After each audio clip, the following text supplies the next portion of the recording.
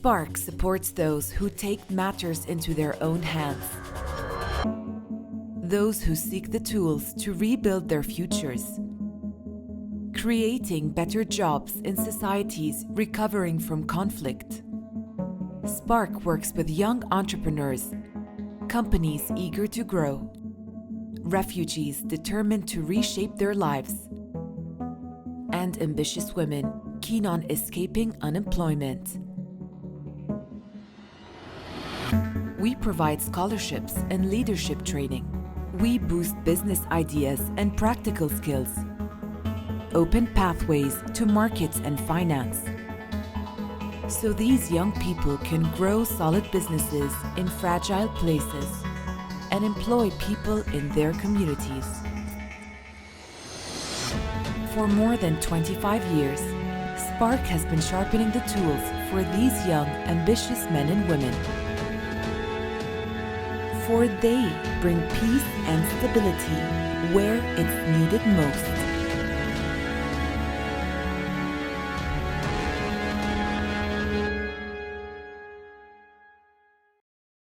So today we're going to discuss the issue of the so-called skill gap, which is something that until a few weeks ago I had never heard of, but it's the gap between the skills that employers and companies are looking for when they're looking to hire new personnel and the skills that people that are looking for a job generally have to offer. And in the Middle East, 60% of employers have indicated they have a hard time finding the right people for the right job. Now with COVID-19, there have been massive shifts in the economies around the world, for instance, towards e-commerce and the health sector, making this issue only more challenging. So how can we make sure that young people learn the right skills for the right jobs? And what is the role of the education system in this? Luckily, these are questions I don't have to answer just by myself today. I'm here with a great panel of people, which I will shortly introduce to you. First of all is Professor Nur Incetahtaci. She's a doctor in social work and heads the International Relations Office at Gaziantep University in Turkey, where she's also a lecturer. Next is Mohammed. She's an Iraqi entrepreneur and founder of software company Poltan, which she started a year ago, just before COVID-19. And since 2017, she has been at the forefront of promoting a career in tech and in creating a network of young software developers in Iraq. Also here is Lavin Salah. She's a third-year student of computer sciences at Sharm University in Iraq. And in the past 7 months, she's been a web developer intern at Poltan. So it's really nice here to have employer and employee put together in one talk. We'll see how that goes. And last but not least is my colleague Haneen Khatib. She's a country manager in Jordan for Spark and has over 14 years of experience working on higher education, youth employment, and entrepreneurship programs for the most vulnerable people in the Middle East.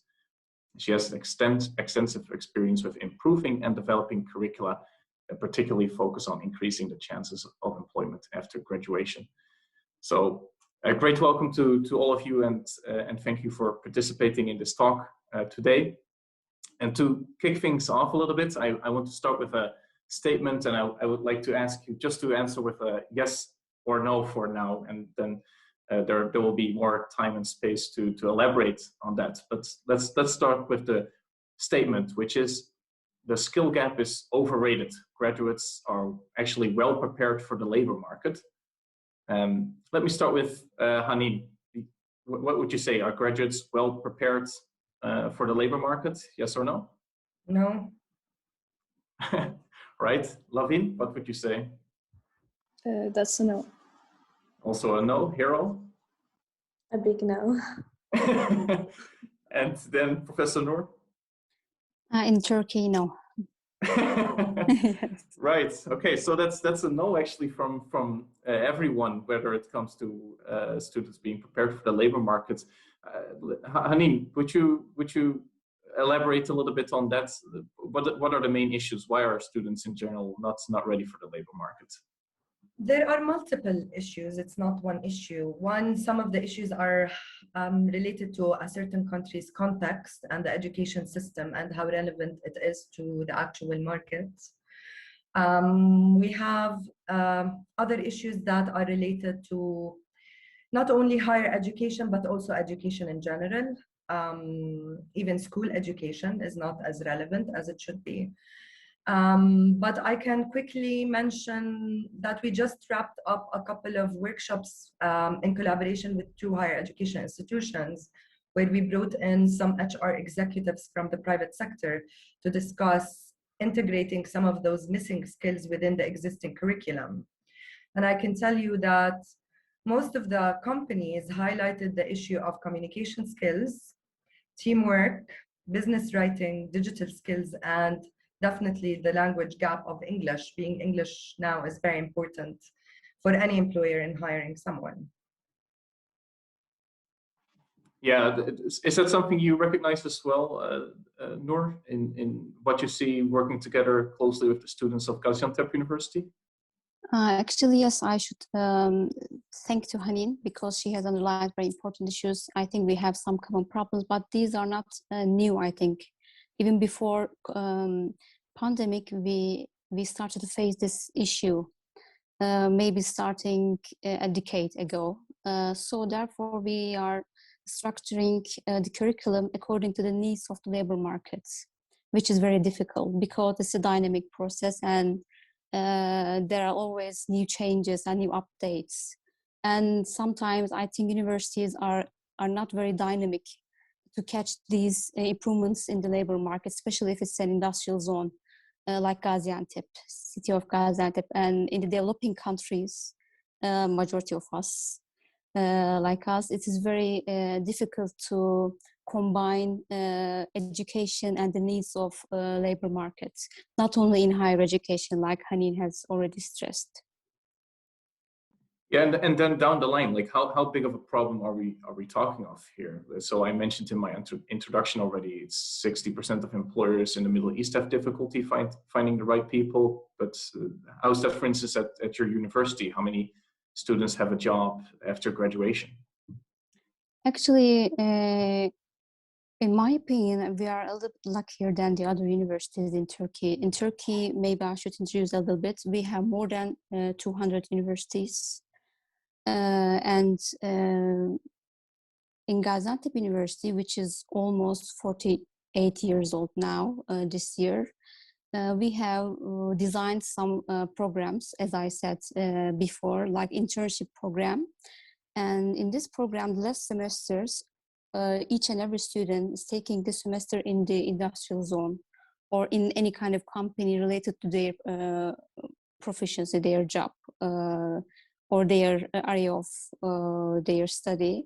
So this is really helping us to find employment opportunity for our students. According to our research, it is like 67% from our graduates, they are employed in the market in 1 year after they graduate. So this is highest 7th in Turkey. It's really good, I think, because as I said, there are more than 200 universities in Turkey. But it is not only about this internship program. Additional to these kind of programs, we are trying to improve, soft skills and hard skills of the students with additional courses to academic curriculum. So for now, according to my data, yes, as I said, it's between 67 and 70 employment rate of the graduates of Gaziantep University in Turkey. And this is 7th in all Turkey. And in the league, let's say in the region, the eastern part of Turkey, it's the first. I'm happy to see that. Actually, I was informed last week about this. Basically, the big problem was the mismatch of the academic curriculum and the needs of the labor market. But we are now, it is our 10th year, we have designed this internship program and other supporting programs. So we have just started, I think, to see the impact of these programs on the employment rate of the students. Yeah, I would really be interested also to hear your view on this, Hero, as a relatively recent graduate and now as an employer. What was your experience? Did you feel ready for the labor market? And now as an employer, is it easy for you to find the right people? As everyone else said, like the gap is really big, and we have a huge mismatch between, the labor demand and also what universities provide for students. So I guess when I graduated from university, I was kind of lost. I didn't know actually, like I studied something in university, and then I came into the market, and the whole industry was like requiring different kind of skill sets. I was kind of lucky because during school I took like some internships. I was always keeping on self-learning, taking online courses. But I could also see that my friends all had a really hard time finding jobs and matching their skills with what these kind of jobs were requiring in the market. And yeah, and also when I started my own company, especially in my field, which is tech skills in general, we have a huge shortage of tech skills, not only in Iraq or Middle East, but also globally. So yeah, when I started my own company as a software company, I had to hire, software developers, designers, and then I could only find a few people, but then it was really hard to find more people, especially to find like a more diverse groups of people. Like when I started, at some point, all of my company was like males, and I had no female employees. I was like, wait a minute, what I'm doing here? Like, is it my fault or is it just the market? So I think that was the turning point for me, where I started to, hiring interns actually that I could help to them to develop their, tech skills, and in the long term I could hire as well. And actually, one of the people that you hired is Lavin. Lavin, when you were walking into Hero's company, did you feel ready? Yeah, you can say I was ready. Okay, so there's no gap then. You were well prepared. Not there. So I studied a bit on my own, and during the quarantine I tried to learn on my own. So I knew I wasn't at zero level, So when I got here, I knew that I already started, and I needed help. I needed someone to guide me and, hold my hands and help me go through that. And Hero was there, and my supervisor. Yeah, so what you're saying is that it was also through your own initiative and your own work that you felt confident enough to start this internship. But if you look at the program itself that you have been following at your university, what is it you experienced there? In uni? Yes. I haven't experienced much, to be honest. I'm in my 4th semester so far. And we have basic information about computers. This is a hardware, this is a keyboard, this is a mouse. We have only the basic knowledge so far. So it wasn't much, and I really felt like I'm falling behind. I was really behind, and I really actually needed help. I needed to go through there and find my own way. So when I saw Hira's post on LinkedIn, I saw that she was looking for interns. I immediately applied. I sent her actually a very long text. I don't know how she read all that. And then a few months later, she called me back and asked for an interview. How do those things go with your fellow students? So how do they? So you started computer sciences. You start a program. How are your classmates ending up there? Like starting to do this major of computer science? Do they have any background or experience with computers when they get started, or? No, not even a bit. Me, myself, I had no background. So it was a complete surprise for me to go to a computer department. So for everyone else, it was the same. And so far, they're still surprised, some of them. They're still not okay with the department, you can say. Yeah, which is a little bit surprising to me to hear that, because you sort of expect people that when they choose a university program that they go for something that they're passionate about, something they maybe have been doing since they are very young already. But so actually, these are people that maybe never touched a computer before, and still they end up studying computer sciences. Yes, so here in 12th grade, you take a ministry exam. And based on your marks, the government, they choose you where to go. When they choose the major for you, basically they say, hey, this is your option. This is the college for you. This is what we chose for you. If you're okay with it, go there, study. If not, then do whatever you want. So some of them can't really afford the private universities. So if you don't like the major that they chose for you, go to a private university. And most of the students, they can't really afford it. So that was the problem for them. They had to accept what the government chose for them. Right. Dr. Nur, is this something you in some ways recognize, like students coming into your university and you have to start from the ground up, basically, which I would say is in itself already a little bit of a challenge. Yes, actually, before that, I want to add something to Lavin's experiences and combine both of the issues together, because Lavin has awareness. So her background is has impact on her career, let's say. So this is very important, because in the universities, like majority of the universities in Turkey, for instance, they are comprehensive. And in this kind of university, you have students from different backgrounds, and not only economic, social, cultural. So it means the capacity is different, the potential is totally different. So you have to design the services according to these realities. Like in Gaziantep University, for instance, we have a lot of refugee students from Syria, because Gaziantep is a neighboring city to Syria. So we received a lot of thousands of immigrants during the years of conflicts. Therefore, majority of the international students are from Syria, and we are designing the curriculums including these facts.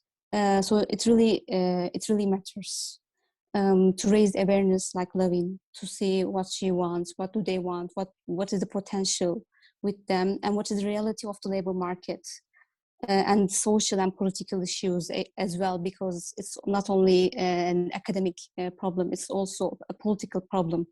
If you talk about employment and if you talk about integration and everything,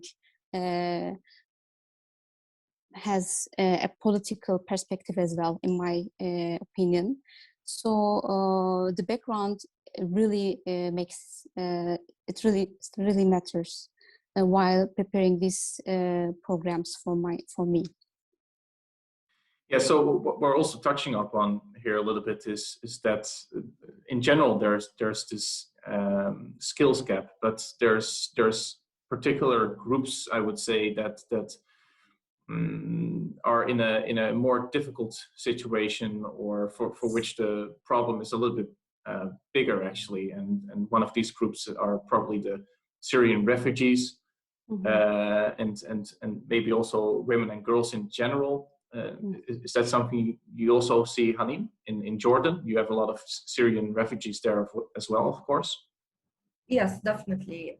The situation for Syrian refugees is a little bit different, because higher education is not always an option, especially bachelor's degree. So due to the fact that some people have lost or had a gap in their education in Syria, or left Syria without the proper paperwork, unfortunately, they're not allowed to study normal bachelor's degree, but those have the option, the alternative of TVET education and diplomas. So that's one issue.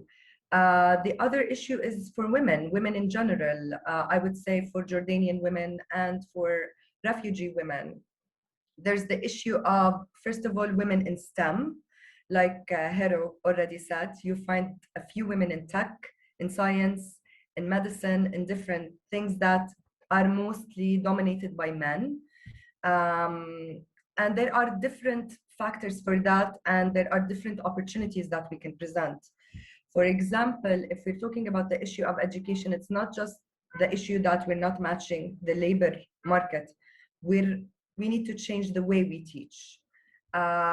Teaching in theory, the traditional ways we teach are no longer applicable. We need to add practical knowledge, on-job training, and we need to co-teach in collaboration with the private sector.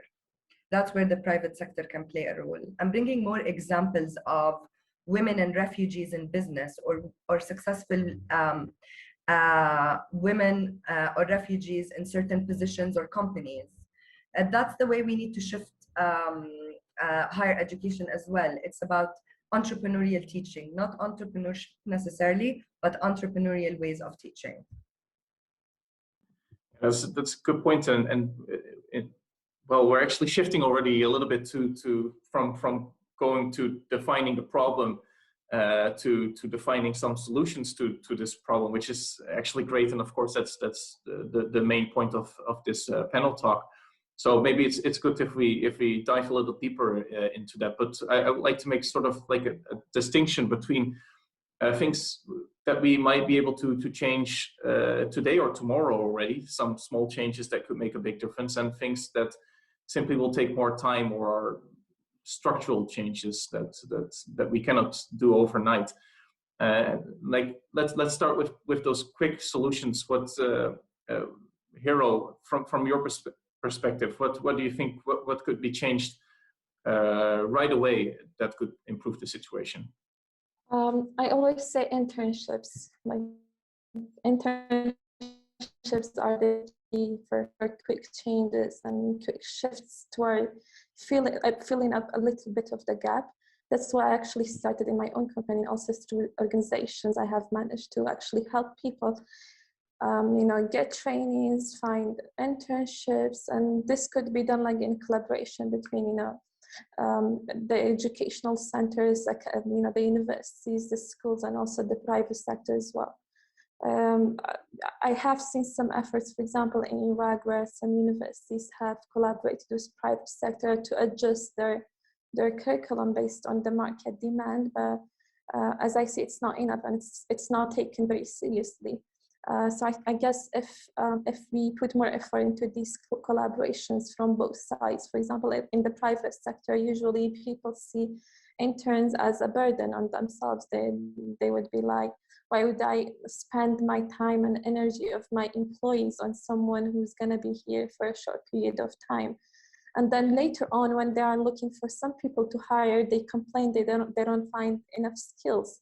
So I guess if we just look at this issue in a long-term way, like for example, I say what I was thinking, I was saying, I'm gonna hire these interns, but these interns are gonna help me in the future when I actually need these skills. I wouldn't have to go search for like an employee for months and get disappointed. I'll have my interns who I have trained myself, and they have the enough skills to work at my company.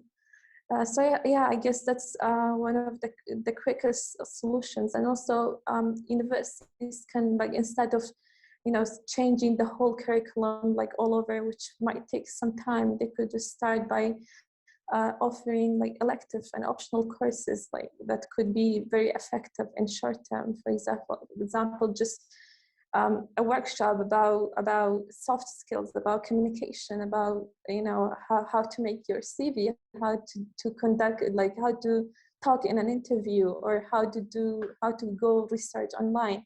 So I guess these easy and short-term goals can be achieved very quickly and can make like huge changes in terms of the market gap.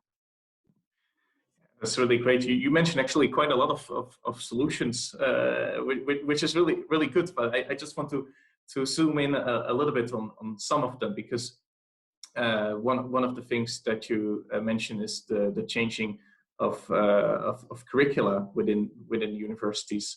Dr. Nur, I guess this is also something that within your university probably is something that you're focusing on to make the curricula as useful and most practical as is possible to connect people to the labor market.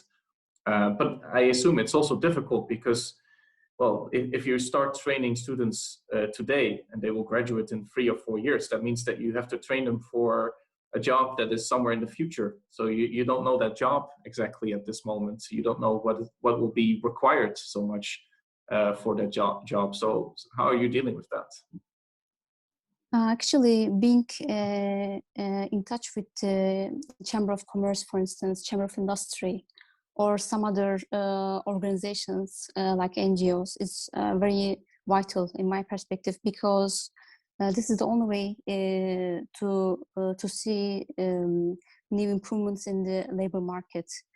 As I said before, especially in the city of Gaziantep, which is an industrial city, we are trying to encourage our students to go to companies, to introduce themselves, and to get involved, to have more networks with these companies in order to stop their career plans. So this is not something we can do alone, because universities basically, unfortunately, the majority of the curriculum is based on theory. But it is theory is not very skilled in order to take a place in labor markets. We need practical issues, as here already mentioned, soft skills, and also self-confidence, and some other skills. But the most important thing is job shadowing. The student must go to a company, to a factory, just to see the atmosphere, just to see this working place, and to have some idea in order to decide, and then to determine their own career and plans for future. But maybe one more thing I can add is startups. In my side, I can say startup is something. Startup projects is helping students to come together and to create their own job idea, and they are working for that. And to do this, they have to go to industrial zone or meet these companies and to have general idea, and then based on this idea, they are creating their startups. So we are now encouraging students with Spark, actually, we are doing this, to raise some ideas, and we are funding the best three, for instance. So this has a lot of impacts. For instance, they are creating their own groups, and therefore it's one of integration activities as well. You can see a Syrian students with Turkish students and from other countries. They are coming together for one target, and they are visiting companies, they are visiting factories, for instance, to see what are the needs, and in their perspective, how they can contribute to this. And we are awarding the best ideas, and we are networking, we are keeping them in touch with the companies. So therefore, it is not alone universities can do this. From my perspective, it's a cooperative thing with NGOs, like chambers, and maybe other institutions depending on the structure of the country and region and city. Haneen, of course, you've been working on these topics that Dr. Nur just mentioned, improving curricula, and also providing the traineeship programs and entrepreneurship training. It sounds like, well, there's an interest for the companies, there's an interest from the universities, so it should be easy enough, right, to make some improvements. It should be, in theory, yes. In reality, it's not that easy. One, you have the enabling environment in each country, what it takes to get a course accredited, and in developing countries, this is usually bureaucratic. So you need to have advocacy and influence, and that's not easy. You need to go with something that is proven, and that's why we pilot those projects and we work directly with universities. And we do have those small pilots, and some of them prove success in order for us to go and advocate for a policy change, and that's not easy. That's a long-term goal. But what I found interesting is that now across the board, all of us are agreeing on the same missing skills, the same missing gaps, and the same solutions almost. I would say it's very important to influence curriculum design and development, and provide people with on-job training and entrepreneurship skills for people to either start their business or have an opportunity as a freelance worker, or have an opportunity as a full-time worker somewhere. But you also have to affect school education as well. You cannot come and say you've studied for 12 years without being introduced to innovation and what it means to be a problem solver or a good speaker, or how to pitch and to understand what market needs mean, and then suddenly give a crash course of 6 months and expect this person to become innovative. It's a journey, and it's a full cycle, and we do attempt to have those quick wins and to solve some of the problems, but it's a long-term goal, and impact doesn't happen quickly. I would say quick wins, yes, but impact will take time. Yeah, like when we talk about, so we're talking a little bit about the context, the environment that of course also plays a role in all of these issues. And I think Hero, despite the fact that you were really motivated to get things going, to start your own company, it was still pretty difficult, right? Yeah, I guess so. Especially I started during, the Corona crisis. I started in February last year, and then in March we went into lockdowns, and it was really hard for me to communicate remotely, and also we had to pay for rent and other expenses that we were not using at all. So I guess it was quite a difficult year for us, and also in terms of doing business and getting clients. We were lucky at first that we had some clients, but also since it's uncertain times, people want to keep their cash on, and they don't really easily spend their money and work on new projects, and they want to just come to us and for us to develop their projects. They want to just see what's going to happen next. Is the situation going to get better or not? So I guess it was a pretty confusing year. First, and at one side we had people realizing how important the internet, the online world, tech is, and then the other hand we had so much instability that people were confused which side to take. But fortunately, I think we've made it into 2021, and looking forward to see what's gonna happen in this year. Yeah, of course, the impact of COVID has been huge, and just to elaborate a little bit on my question that I just asked, I think it took you around 6 months to formally register your company eventually, right? Yeah, well, the registration process and every process here, I think it's a problem in the whole Middle East, but especially in Iraq, it's so messy that you have to go just for registering a startup. You have to go through so many processes, and then it took me 8 months actually to register my business. It took me around 2 months only to just register the name. So yeah, it was pretty hectic, and I'm very sorry for everyone else who's gonna go through this in this country. It really demotivates you from the beginning to start your own company, and also it's very costly as well. In for example, European countries, I don't know, in other countries, it takes less than 500. Can you guys hear my voice? Yes.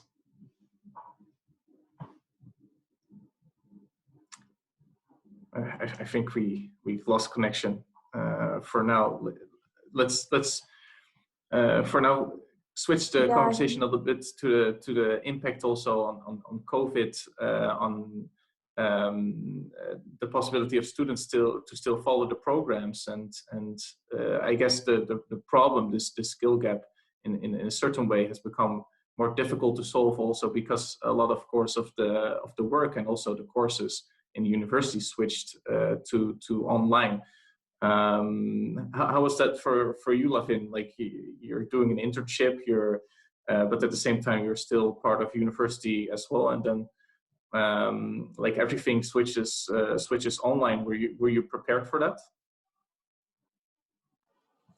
The online option was better for me personally because I was an intern here. I was the LAM, so I was really going well with the online teaching, the online learning. But like the majority of the students didn't agree to that, so we had to skip the online.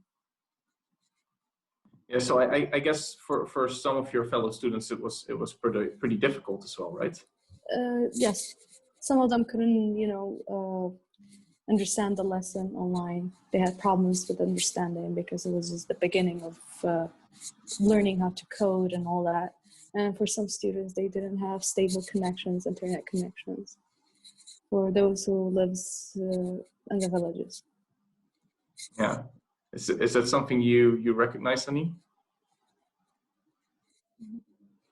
Definitely, yes. Even though a lot of the higher education institutions, even schools have adapted very quickly by introducing certain platforms, and some were existing platform solutions, it was not all the best at all times. You can also need to expect that people do not always have access to laptops, mobile phones, or smart mobile phones. The coverage of internet is not the same throughout at least the country of Jordan. Not everybody is able to afford fiber optics or Wi-Fi. Some people still have ADSL, and that's not optimal for education. The types of testings they're doing now for students are not at the same quality. I believe we're going to have a deficit, but I believe that COVID-19 taught us two different things. One, it presented us with a challenge that had showed high resilience and the importance of digital skills that are no longer complementary and now are essential. You should expect a new graduate to have basic digital skills, use of online platforms, use of basic internet and computer skills. This is very essential now. But at the same time, we need to recognize that in developing countries and all over the world, what has hit is not something that everybody's going to absorb the same way, and not everybody's going to have access to the same quality of education. Yeah, and in that way, COVID-19 is, I guess, quite a challenge, and maybe even making this skills gap, bigger, because for some people it has become so difficult to continue their education programs, and especially the most vulnerable groups in society have been impacted by that. Dr. Nur, how was that within Gaziantep University, making this shift to online education? And you have a lot of Syrian refugees, as you mentioned, and not all of them are living in the most ideal circumstances. Yes, unfortunately, it is very challenging, not only for the refugee students, but I think for generally in Turkey, we face a lot of problems, not only because of the infrastructure, maybe, but maybe the teaching skills was not very compatible with this digital transformation, because we have suddenly in 1 week, we have transformed and changed the teaching system. And we were not ready for that. The curriculum, the methodology system was not ready for that. So I think it took several months until we started to use different instruments while we are using this digital systems. And of course, we needed a lot of support to do that. And when it comes to other side, yes, even if government tries to provide internet, if you don't have devices, if you don't have enough devices for every family, because according to our research, in each family there are 5 or 6 people living. And as I think in Jordan, their statistics are similar, and half of the refugee population is young generation and students. So it means in every family there are a lot of students, children and youngsters. It's not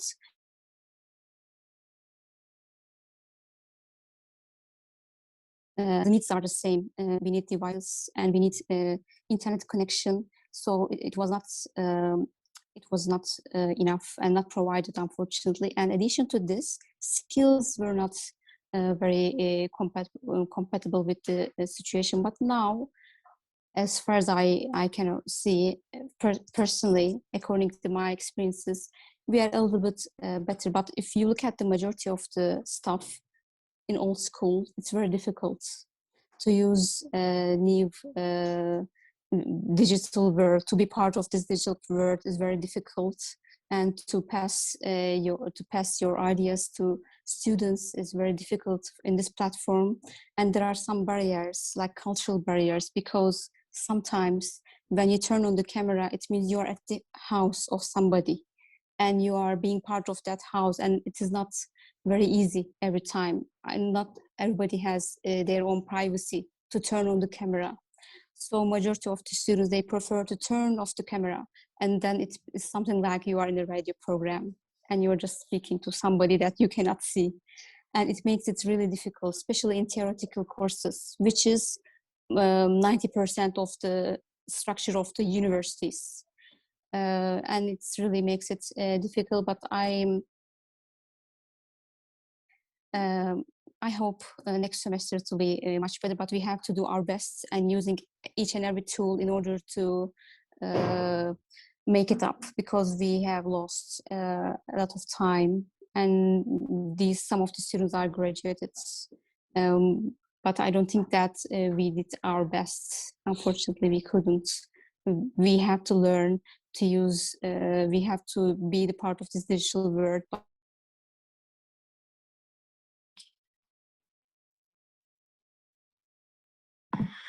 Yeah, it's always typical that when we talk about the importance of internet, especially nowadays, that we are experiencing also in this talk, that sometimes the internet can work against us. But I want to go in a little bit deeper about this point about curricula and what changes can be made. But before that, I think it would be good to elaborate a little bit on this point you highlight, Dr. Nur, about also this context. So, for instance, some families in which there's one laptop and 6 people that have to share that one laptop, and that makes it, of course, very difficult to follow an education program. So even if you have a good program, if you're not in a position to follow it, it's difficult. And also the issue of sometimes feeling uncomfortable turning your camera on.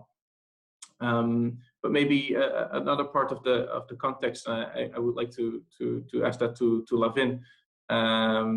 So from what I understand is that for professors in Iraq, for instance, at your university, it has become pretty difficult since COVID also for them to continue their lessons and to provide the programs to you. Yeah, it's actually really, really difficult for the teachers as well. My own father is a teacher, is a university teacher. You know, with the salary problems and the online teaching, it's just a mess. Yeah. So what I understood from you is that even though that you're supposed to have a lesson, there's a lot of lessons eventually not happening because the teachers, they don't feel validated enough to be teaching every day, right? Yes. Yeah.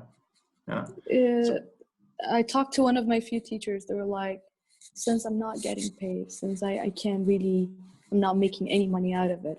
I work hard every day, and I'm still not getting paid. So why would I even put in the effort for something that has no result?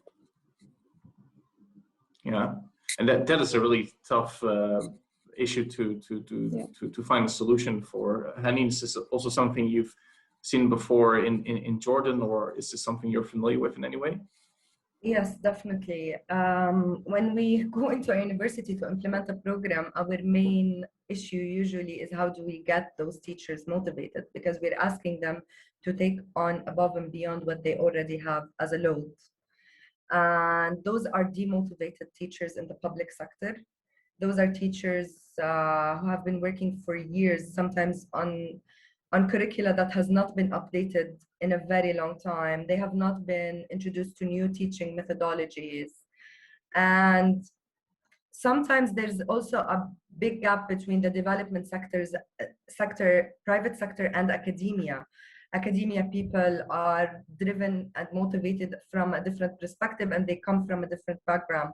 They work on a syllabus, they have milestones that they need to hit, they have exams that they rate, and so on and so forth. So we're two different worlds.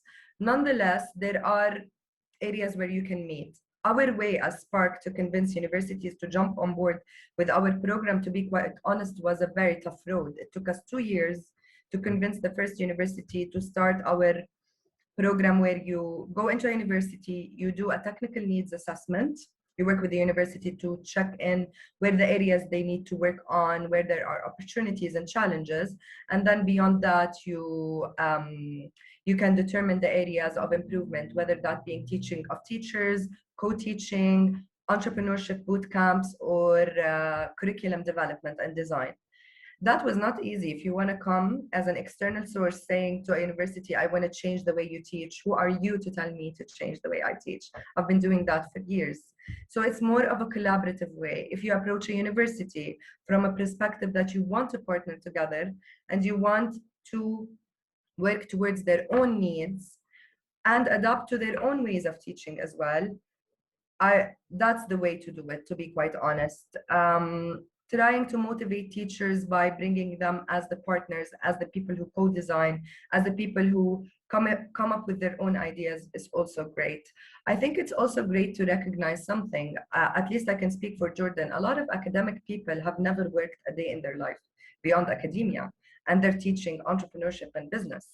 And that's a huge question and exclamation mark. I think there need to be programs of exchange of teachers and private sector representatives where they exchange their roles, or they have a day at a company to understand certain things, because you can teach the theory, but it can be all the way away from reality or unrealistic. Yeah, I can imagine if you're teaching entrepreneurship, it could be useful to have some experience as an entrepreneur yourself. Dr. Nur, I saw you were a little bit triggered by what Haneen also said. Do you recognize what she said also, and like the motivation yes, definitely. towards professors? Yes, when Haneen was talking, I was the faces of the lecturers when we were telling them how to formulate the curriculum, how to redesign it. They were totally unhappy with that, because they think that this is the best way. What they are doing is the best way to teach, and there aren't any other options. But the reality is not like that, especially in these conditions. So but collaborative intervention is very important. As Spark is one of our best partners at Gaziantep University, and with Spark we have designed modules, and we have chosen some courses in every faculty, and we designed these courses under this with distance learning methodology. And after this we saw that yes, it's very difficult, but if you can start somehow, yes, you can do that step by step. After these pilot courses, we saw the impact, and we learned how to use this system and putting the student in the center, doing your best to teach the student and using new instruments. It takes time, but once if you somehow find a way to use the same language with the lecturer, it happens. But with all schools lecture, let's say, it's very difficult. And when you try to say something, they think that you are teaching them, but they are, professors. They are teaching, since 40 years maybe, and they don't feel very comfortable with using new methodologies. But at the end, this is the reality. And if you want to succeed in this world, you have to adapt it yourself. And we are encouraging not only our students, but also our professors with the help of NGOs and some other bodies in order to adaptate our curriculum with this new system. Yeah, that's really good to hear. Is that also something, by the way, Hero, that you recognized looking back on your professors in university? Maybe not always too open to changes and I guess, yeah, new ways of teaching. One of the biggest problems when it comes to technical, fields is that our teachers in university, they don't really have practical experience in the field, in the industry. They keep teaching you like theoretical stuff, and then they actually forget about what is happening actually out there in the market. So yeah, we've had so many bad experiences with that, where our teachers would insist on teaching us some sort of skills, and then we would always argue that please let's change this to another subject so we can actually make use of it. And then it was always very difficult to convince them. But actually, we also had teachers who were very welcoming, and they would ask us like what kind of skills we would want to learn, and they would talk to the head of the department, and they would offer elective courses so we could take as part of the curriculum as well. So I guess we have like both kind of teachers. Some of them can it's really hard for them to adapt to change, and then there are also teachers who are very passionate about teaching the right skills to their students. We had in university, our university was a liberal arts university, so we were actually exposed to different majors and different kind of skills before we could choose our major. I think in developing countries this could be a key for making the whole process better. If you have the opportunity to explore different fields and different majors, at the end you would choose something that you're passionate about. Unfortunately, this is not the case in public schools, but some of the private schools offer liberal arts education. Yeah, and to come back a little bit to the issue of skills, Haneen, so when changing the curricula, what should we focus on, do you think, when it comes to what skills are the most necessary? Should we, for instance, when it comes to computer sciences, which is a really specific kind of program, do you want to focus more on keeping that updated with the last kinds of developments in computer sciences, or is it maybe better to not so much even focus on that, but to teach students more soft skills, like how to solve problems and how to keep adjusting themselves to new situations? What is more important? Not to be very specific, because I think every higher education institution and each curriculum has its own issues. So for example, what Lavin explained about her experience is something unimaginable, that they don't even have basic computer skills or access to computer labs, perhaps, or actually adapting to some of the newest technologies or platforms that they need to work on in order to advance, which should be something that is a given. So my first advice would be, in specific topics, especially computer, digital skills, technology, certain curriculums need to be adapted at least every year. There are new platforms, new technology, new methodologies, new coding languages that need to be learned, and those need to be adapted quickly. Otherwise, they're not relevant anymore. The more general things that I see across the board in the region, and specifically in Jordan, are the soft skills, definitely. The soft skills, the characteristics of your future employee. I would hear it time and time, and me even as an employer or a people's manager, this is what I want to see in a prospective employee. Their attitude, their characteristics, their personality actually than their knowledge. Everything can be learned. You can open on YouTube and learn how to code. It's now that easy. It's their willingness to learn. adaptability, ability to resolve conflict, their attitude, dedication, positivity. These are the main things that I think most employers look in overall as they hire. Yes, and that's a great piece of advice, I would say, to all young people that are studying right now. And Lavin, based also on your own experience, because like to a great extent, it was through your own initiative and hard work that you ended up where you are. What would your advice be to your fellow students? What would you give them? I would first of all advise them to actually learn English, because all the tutorials, YouTube videos are in English language, and it's one of the necessities. And the second advice would be, it's still not too late. You can start again. You can start all over again, and do what actually you like, what you actually are passionate about, what you actually enjoy, what you think is good for you. At least experience it, and then later you can decide. For me, it was like this. At first, I experienced the coding. I Googled it. I watched tutorials. I experienced it and I liked it. So that's why I stayed.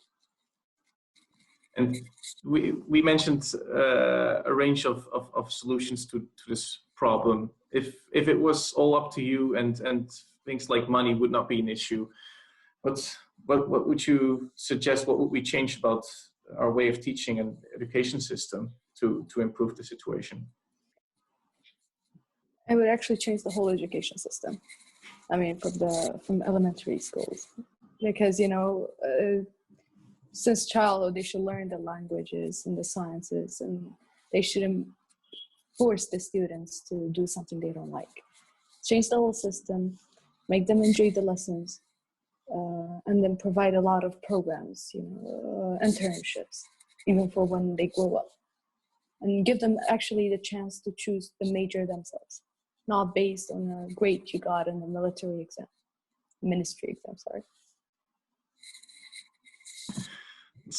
That's a great way forward, I would say, and from the way it sounds, it also seems like a whole lot of work cut out for Dr. Nur, I would say. But in general, I guess this of course remains to be an issue that involves a broad range of actors, from the private sector to